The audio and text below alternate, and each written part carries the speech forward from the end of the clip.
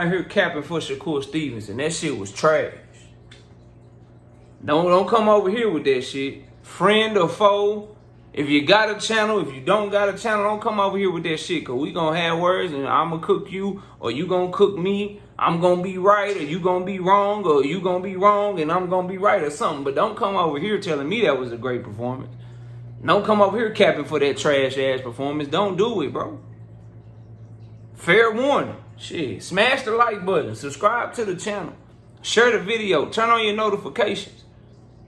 Catch me live Monday, Wednesday, and Thursday night at 7:30. And you can also catch me live every Sunday morning with the Singing OG KQKC Boxing Network. Sunday mornings, 9 a.m. Central Standard Time, bro. Or you can come hit the link, man. You can come hit the link and we can debate whatever you want to debate. I just love the space that I'm in here on YouTube and the way with which I choose to make content, because ain't nobody doing it like me. And the more and more I do this shit, the longer I stay on, I just see it, bro. And this ain't no shot or no diss to nobody, but some of y'all, bro, when the rubber meet the road, you gonna cap. When the rubber meet the road, motherfuckers gonna cap, bro. And it's a lot of people, man, come on, knock out, man. Shakur wasn't that bad. He put on a masterclass performance. It was a defensive masterpiece. He was hurt. He was injured and shit. But you can't do that shit with me, because I remember, I'm old enough to remember, especially since the fight was just 2 days ago, Top Rank and ESPN and them, they can't even get their story straight trying to explain this bullshit away. Shakur himself can't even get his story straight trying to explain this performance away and shit. First of all, when you say, man, I wasn't feeling well, but I'm not going to make an excuse, you just made an excuse, bro. The first part of that statement is an excuse. I wasn't feeling well, but I'm not going to make an excuse. When you start off the sentence saying you wasn't feeling well, that's a fucking excuse.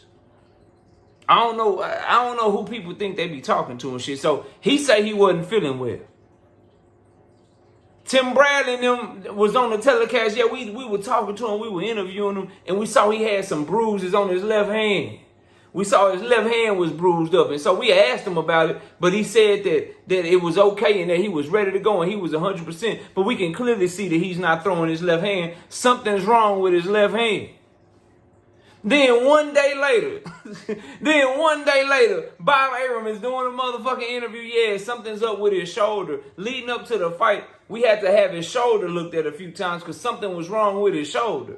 So which one is it, bro? Was he not feeling well? Was it his hand or was it his shoulder? I need to know. I need to know from y'all, bro. This is a legit question. And here's the thing with the Shakur fans, bro. You love it when I do it to Devin. You love it when I do it to Tank. But I think maybe y'all got confused with who I am and what this channel is about. I'm going to keep it 100. I'm going to tell the truth. And if your favorite fighter just happens to fall in the crosshairs of the truth, then shit, we shooting. And the truth getting told on him or her too. And the fact remains the same. The injury excuse is bullshit. You know the same shit when we talk about Devin Haney. He come up and I tell y'all, man, look, Bill and Devin, they tell you everything so that when they go do whatever they gonna do, then y'all can say that they did what they said, even though they capped on everything else. I guess they trying to take a page out of their book, but they doing it way worse than them, bro. How he don't feel well, his hand hurt and his shoulder hurt all at the same time. Y'all can't even get on a page. Don't Bob Arum got Tim Bradley number, bro? Can't he call Tim Bradley and say, look, this is what we're going to go with, man. Start talking about his shoulder and shit. Then when I do my interview, we're going to say that his shoulder was fucked up. Come on, bro. Stop that shit, man. Like, ain't nobody, no excuses, dog. You was talking all that shit before the fight. And then when you got in the ring, you ain't stand on shit. That's why I say, look, fighters, be careful what you say. That's why I've always told Shakur Stevenson, Devin Haney, these boxers, they got all this skill, man. Just say you gonna win. Just say you gonna win the fight and your skills are gonna be superior and you gonna do whatever it takes to get the W. Quit setting yourself up. Man, I'm gonna whoop his ass. He a bum. I'm gonna beat his ass. I'm gonna show him I'm special. I'm gonna show him I'm generational. I'm finna put paws on him. I'm gonna beat the shit out of him. I'm gonna retire him. I'm gonna do this. I'm gonna do that. And then you go in that bitch and the fight is either A, extremely competitive, Or B, you go in that bitch and you lay an egg like Shakur Stevenson. Now people looking at you like, shit, you ain't do shit you said you were gonna do. So while I see, he talking about three-time champion. His lady, and she's supposed to ride for a man, cause Miss KO gonna ride whether I'm right or wrong. So I get that. His lady like 3-time champion. If you don't like it, fuck you. If you hating all that shit, man, I get that, bro. But in his heart of hearts, when he go sit down somewhere by himself, bro, he know that shit was trash. He know that ain't some shit that he should be celebrating, and his fans know it too, and all boxing fans listening to my voice. Y'all know that shit, bro. So that's that part of it. Now to y'all that's saying this shit was a masterclass performance, bro. That he put on a good boxing performance. That it was a good defensive performance. That is cap, bro. That is cap. It was a running performance. It was a scary performance. And it was not a masterclass. It's two sides to boxing. It's hit and don't get hit. Or if you want to say the other one first, is don't get hit and then hit. He was so scary and focused on the don't get hit part, he forgot to hit back. Cause I remember when he was making Valdez miss and shit, he was firing back at his ass. Yeah. When Jamel Herring was coming up short with his jabs, it was left hands galore coming over the top. When Edwin De Los Santos was missing, he just was content to take whole steps back, jumping halfway across the motherfucking ring to avoid De Los Santos. How you put on a masterclass performance or a good performance, and I'm going to keep saying this shit, I don't care if it make y'all mad. You go watch the highlights of that motherfucking fight, you going to see a jab, another jab, and you going to see foot feints. That's the highlights of that fight, bro. Y'all can't act like this shit was a good performance, bro. Because if you act like this shit a good performance, they don't put no pressure on him to actually go in there and stand on something. When you capping and shit, bro, like ain't nobody... Listen, no one wants to see him fight. Part of this shit is entertainment. Now, he's a big name. And I'm going to watch him because I'm a diehard boxing fan. But I will admit to you that I am not excited for his next fight.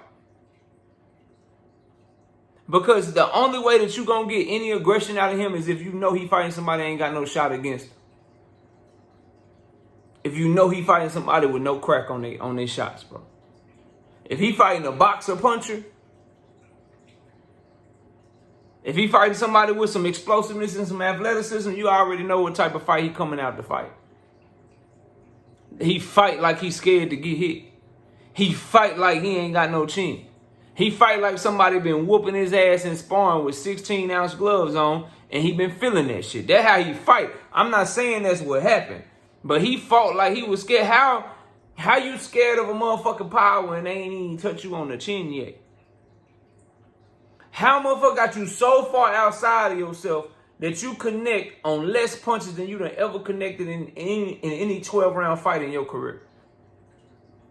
He didn't plant...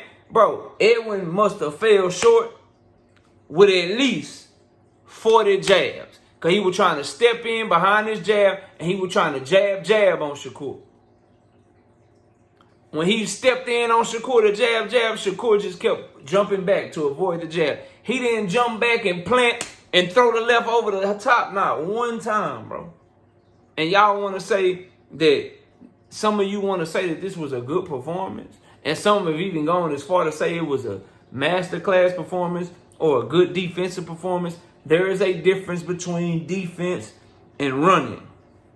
In boxing, the great ones, the ones that's really in it, they use their defense to set up offense. You transition.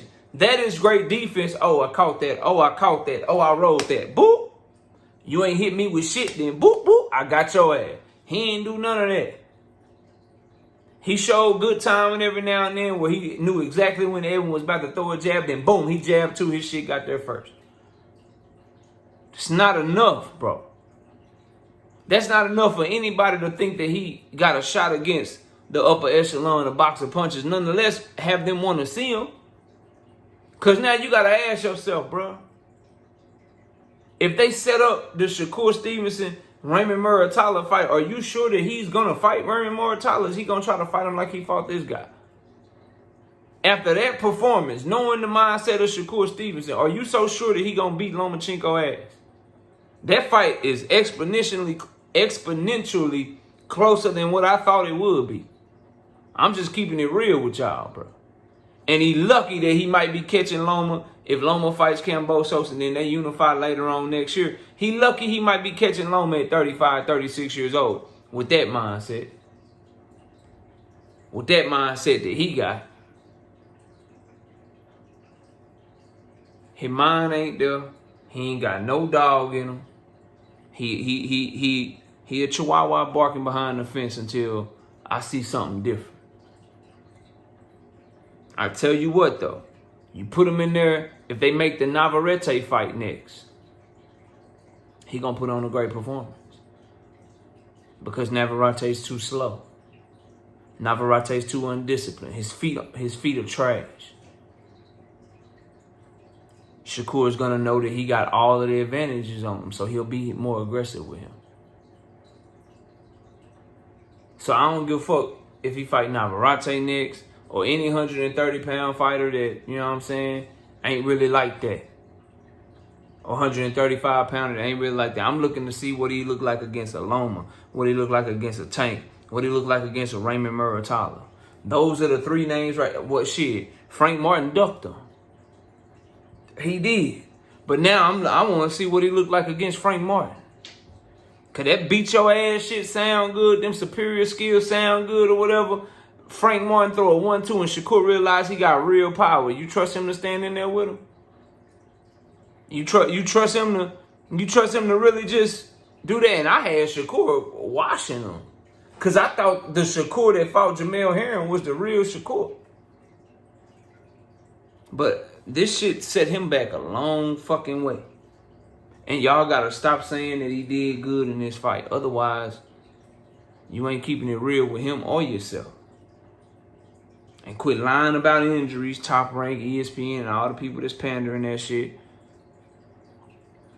And just say it for what it is. He a good fighter. He know how to avoid punches. But he works so hard to avoid them that it make me believe that he don't want no smoke for real. And I think that when the rubber meets the road and it's time to sit down and fight, somebody gonna pull his motherfucking card. He a front runner. Watch. Watch. We gonna watch the story unfold. I'm gonna be right here.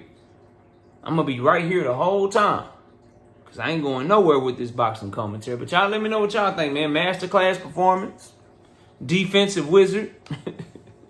Injuries galore. You buying any of that shit or you selling? Let me know in the comment section. I'll see y'all soon. Peace out.